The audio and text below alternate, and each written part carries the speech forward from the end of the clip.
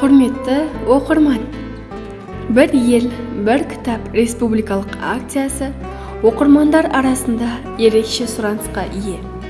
Қазақстанда бір ел, бір кітап республикалық акциясы Қазақстан Республикасының Мәдениет министрлігінің қолдауымен Қазақстан Республикасы ұлттық академиялық кітапханасы мен Қазақстан Республикасы кітапханашылар ассоциациясы бастамасымен 2007 жылдан бастап өткізілуде.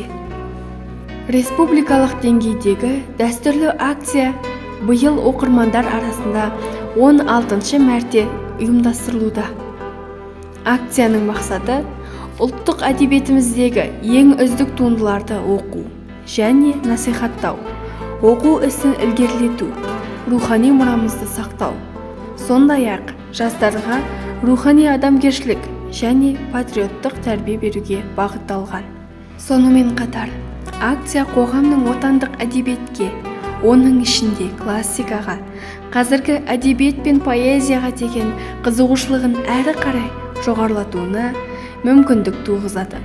2022 жылы бір ел, бір кітап республикалық акциясы аясында Ахмет Байтұрсыновтың өлеңдері мен қанатты сөздерінің жинағы оқуға ұсынылды. Елімізде Ахмет Байтұрсынұлының шығармашылығын келесі бағыттар бойынша зерттейтін болады.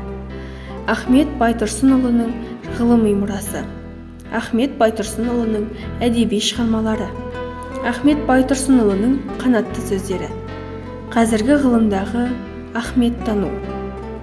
Биыл, яғни 2022 жылы, Ахмет Байтұрсыновтың 150 жылдығы ЮНЕСКО-ның атаулы күндер күнтізбесіне енгізілді.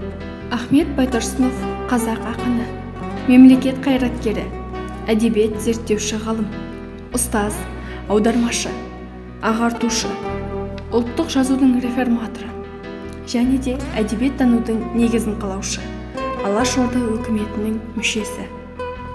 Ахмет Байтұрсынов шығармашылық жұмысын өлең жазудан бастаған. Онда ол еңбекші халықтың ауыр хәлін, арман тілегін, мұң-мұқтажын көрсетіп, жұртшылықты оқуға, білім ғылымға, рухани биіктікке, адамгершілікке, мәдениетті көтеруге, еңбек етуге шақырады.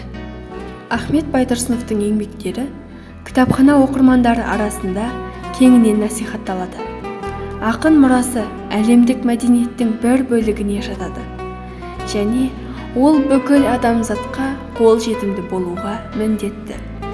Ахмет Байтұрсыновтың мұрасымен жақынырақ танысқыларыңыз келсе, колледж кітапханасынан әдебиеттерді алып оқуларыңызға болады.